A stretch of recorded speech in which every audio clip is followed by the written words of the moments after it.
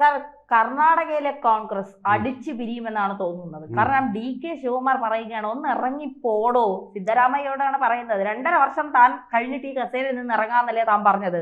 എന്നിട്ട് തനിക്ക് നാണമില്ലടോ ഇങ്ങനെ കയറി ഇരിക്കാനായിട്ട്, മര്യാദയ്ക്ക് ഇറങ്ങിപ്പോടോ എന്ന് DK ശിവകുമാർ പറയുകയാണ്. ഞാൻ ഇറങ്ങി പോകൂലടാ, ഞാൻ 5 വർഷം തികച്ചിട്ടേ പോകുള്ളൂ എന്ന് സിദ്ധരാമയ്യ.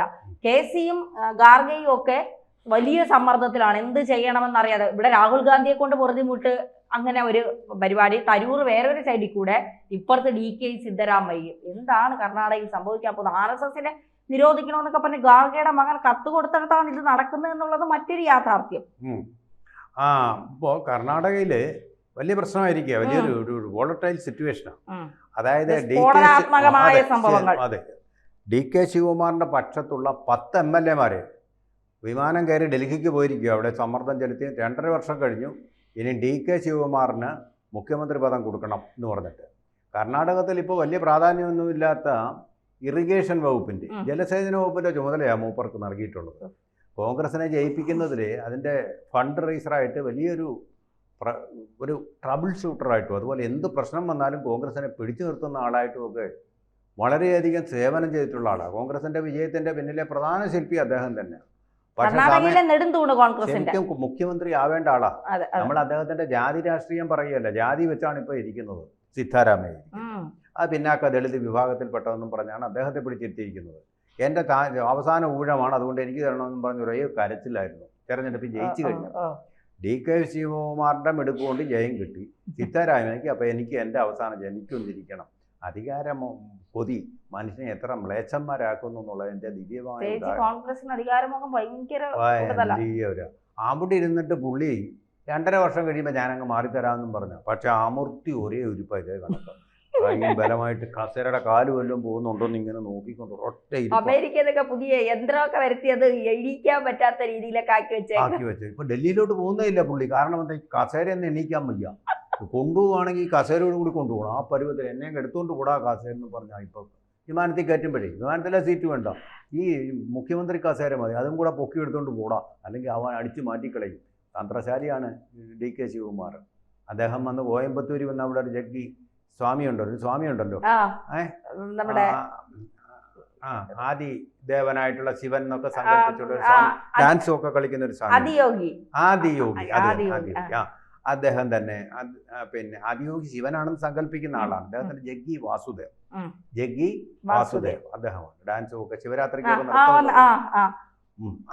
അദ്ദേഹത്തിന് പല പാർട്ടി പരിപാടികളിലും പങ്കെടുക്കാതെ ഇദ്ദേഹം അമ്പലങ്ങൾ സന്ദർശിക്കുന്നു എന്നുള്ള ഒരു വിവാദവും ഇദ്ദേഹത്തിനെതിരെ കോൺഗ്രസ് ഉയർത്തിയിരുന്നു. പക്ഷെ ജഗ്ഗി വാസുദേവന്റെ അടുത്ത് പോയത് തൊട്ടടുത്തിരുന്ന സീറ്റിൽ ആരായിരുന്നു അറിയാം? അമിത്ഷാ കൂടി അങ്ങനെ ഒരു RSS മനോഭാവം ഉള്ളിലുള്ള ഒരാളാണ്. കുംഭമേളയ്ക്കും പോയി, അങ്ങനെയുള്ള ഒരാളാണ് അദ്ദേഹം. അപ്പോൾ ആ രീതി മറ്റേ അദ്ദേഹത്തിന്റെ പൊളിറ്റിക്സ് എന്ന് പറഞ്ഞാൽ പിന്നോക്ക ദളിത് കൂടാതെ മുസ്ലിം വിഭാഗങ്ങൾ അവർക്ക് പിന്നെ എന്തും യൂണിഫോം തൊടണ്ട, അവര് ഹിജാബ് അത് ധരിച്ചാൽ മതി, അതാണ് അവരുടെ യൂണിഫോം എന്ന് പറഞ്ഞൊക്കെ ഒരു സങ്കല്പമൊക്കെ ഉള്ള ആളാണ് പുള്ളി. അതുപോലെ തന്നെ ഇപ്പോൾ പിന്നെ പ്രിയങ്ക ഖാർഗെ നേരത്തെ ധന്യ പറഞ്ഞ പോലെ പറഞ്ഞിരിക്കുന്ന RSSനെ കംപ്ലീറ്റ് കാണുന്നതിന് എനിക്ക് ഇഷ്ടമല്ല, പുള്ളിക്ക് കാണുന്നത് ഇഷ്ടമല്ലാത്തതുകൊണ്ട് അതിനെ അങ്ങനെ നിരോധിക്കണം എന്നൊക്കെ പറഞ്ഞിട്ടുള്ള ഒരു രാഷ്ട്രീയം. അത് മുസ്ലിം പ്രീണനം തന്നെയാണ് ശരിക്കും. അവിടെ നല്ലൊരു വിഭാഗം ആൾക്കാർ അതിലുണ്ട്. അപ്പോൾ അവരെ തമ്മിൽ കലഹിപ്പിക്കുക, ഇതിനല്ലേ വർഗീയത എന്ന് നമ്മൾ പറയേണ്ടത്. കലഹിപ്പിക്കാൻ വേണ്ടിയുള്ള ശ്രമങ്ങൾ, അവർക്ക് സംവരണം കൂടെ എടുക്കാനുള്ള തീരുമാനം കൂടെ അവരെ പിടിച്ചു നിർത്തി. കാരണം അവരുടെ വിശ്വസിക്കാവുന്ന വോട്ടാണ്. സ്നേഹിച്ച് കഴിഞ്ഞാൽ അവർ നക്കിക്കൊല്ലും. അപ്പോൾ ആ സംവരണം കൂടെ കൊടുത്തു കഴിഞ്ഞാൽ അവരുടെ വോട്ട് ഒരു ഫിക്സഡ് ഡെപ്പോസിറ്റ് ആക്കാമെന്ന് വിചാരിച്ച് സംവരണം കൊണ്ടുവന്നു.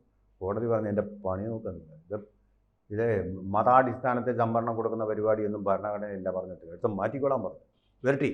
അപ്പോൾ അങ്ങനെയൊക്കെയുള്ളൊരു സംഭവമാണ് ഈ കർണാടകത്തിൽ നടക്കുന്നത്. അപ്പോൾ DK ശിവകുമാറിനാണെങ്കിൽ ഇറിഗേഷൻ വകുപ്പ് എന്ന് പറഞ്ഞ് ഇരുന്ന് മടുത്തു.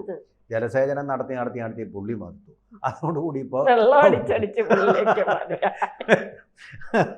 അതോടുകൂടി ഇപ്പോൾ പുള്ളിക്ക് ഇവിടുന്ന് മുഖ്യമന്ത്രി കസേര പറയുന്നതിൽ ന്യായമില്ലേ സാറ്? പാർട്ടി ജയിപ്പിച്ച പുള്ളി, നിന്ന പുള്ളി വാക്ക് പാലിച്ചാൽ മതി, അതല്ലേ പുള്ളി ചോദിക്കുന്നതിന് ന്യായമില്ലേ? അതെ, വാക്ക് പാലിച്ചാൽ മതി. ഇപ്പൊ മിക്കവാറും സംഭവിക്കാൻ പോകുന്ന ഈ പുള്ളിക്കാരനെ ഞാൻ ചത്താലും ഇവിടുന്ന് എണീക്കാൻ പോകുന്നില്ലെന്നും പറഞ്ഞു ഒറ്റ ഇരുത്തമാണ് അവിടെ. അവിടെ കളഞ്ഞ അഴിമതി നടത്തി ഭാര്യയുടെ പേര് മൈസൂരി നാട്ടിൽ ഒന്നാം തരം ലാൻഡൊക്കെ അലോ ചെയ്തു ഇപ്പൊ ചെയ്തു, എല്ലാം സുരക്ഷിതം. അത് കണ്ടുപിടിച്ചു കഴിഞ്ഞു. അന്വേഷണമൊക്കെ വന്നു കഴിഞ്ഞപ്പോൾ അത് വേണ്ട, കൊടുത്തു വേറെ എവിടെയെങ്കിലും കൊടുത്തു കാണും. എന്തെങ്കിലും സിദ്ധാരാമയ്യ, അതാണ് സിദ്ധാരാമയ്യ. എന്തായാലും പുള്ളി മാറുന്ന ലക്ഷണമൊന്നും കാണുന്നില്ല കേട്ടോ. ഞാൻ മാറൂല, എന്നെയും കൊണ്ടേ കസേര മാറുമെന്നും പറഞ്ഞൊരൊറ്റ ഇരിപ്പാണ് പുള്ളിക്കാരൻ. എല്ലാ രക്ഷയുണ്ടോ? പിടിച്ചു മാറ്റാനും ഉടുമ്പിരിക്കുന്നു. അല്ല, ഇനിയിപ്പോ കേസിയും കാർക്കെ ഇടപെട്ട സ്ഥിതിക്ക് എന്തെങ്കിലും സമ്മർദ്ദം ചെലുത്തി DK സമാധാനിപ്പിക്കാനുള്ള ചാൻസ് ഉണ്ടോ? എവിടെന്നാ ഈ മൂപ്പിലെ കയറിയ ഒരൊറ്റ ഇരിപ്പല്ലേ ഉടുമ്പ് പിടിച്ചിരിക്കുന്ന പോലെ. കഴിഞ്ഞാൽ അതെ, പുള്ളി അവനെല്ലാം ബുദ്ധിമാനാണ്. സിദ്ധി മാത്രമല്ല ബുദ്ധിയുണ്ട്. മുസ്ലിങ്ങളെയും ദലിതരെയും എല്ലാം കയ്യിലെടുത്ത് വെച്ചിരിക്കുക. അപ്പൊ അങ്ങനെ ഒന്നും ചെയ്യാം. രാഹുൽ ഗാന്ധിക്ക് എന്തെങ്കിലും ഒരു തീരുമാനം എടുക്കാനുള്ള കഴിവുണ്ട്? ഒന്നുമില്ല. അപ്പൊ അങ്ങനെ വലിയൊരു കുഴപ്പത്തിലായിരിക്കുകയാണ് അവിടുത്തെ സ്ഥിതിഗതികളെ. അതിനിടയ്ക്കാണ് വലിയൊരു ബുദ്ധി കാണിച്ചത്. ഈ പ്രാവശ്യത്തെ ദസറ ഉത്സവം കൊണ്ടുവന്ന് ഒരു നമ്മുടെ ബുക്കർ പ്രൈസ് നേടിയ ആ മാൻസ് ബുക്കർ പ്രൈസ് നേടിയ ആ സ്ത്രീയെ കൊണ്ട് ചെയ്യിപ്പിച്ചു, അവിടെ ഉദ്ഘാടനം ചെയ്യിപ്പിച്ചു. കർണാടകമായതുകൊണ്ട് ഇതൊരു ഹിന്ദു ഉത്സവമായതുകൊണ്ട് വലിയ കലാപമൊന്നും ഉണ്ടായില്ല. ഒരു മുസ്ലിം സ്ത്രീയെ കൊണ്ടുവന്ന് അവിടെ ദസറ എന്ന് പറയുന്ന എല്ലാവരുടെയാണ്. അപ്പോൾ അതിനെ എല്ലാം അങ്ങ് വർഗീയവൽക്കരിക്കുകയാണ് ഇദ്ദേഹം ചെയ്തുകൊണ്ടിരിക്കുന്നത്. ആ വർഗീയവൽക്കരണം വളരെ നന്നായിട്ട് ഫലിച്ചിട്ടുണ്ടെന്നാണ്. കസേര നല്ല ബലമുള്ള കസേര, തേക്കിൻ്റെ കസേരയാണ്. അതിൽ പുള്ളി ഉടുമ്പിൻ്റെ ബലത്തോടു കൂടി അങ്ങനെ വാഴുകയാണ്. അരിയിട്ട് വാഴ്ത്തപ്പെട്ടിരിക്കുകയാണ് എന്നുള്ളതാണ് അതിൻ്റെ ഏറ്റവും കൂടുതലത്തെ കാര്യം. DK 10 MLA പോയിട്ടുള്ളൂ. 10 MLA പോകണമെങ്കിൽ അങ്ങോട്ട്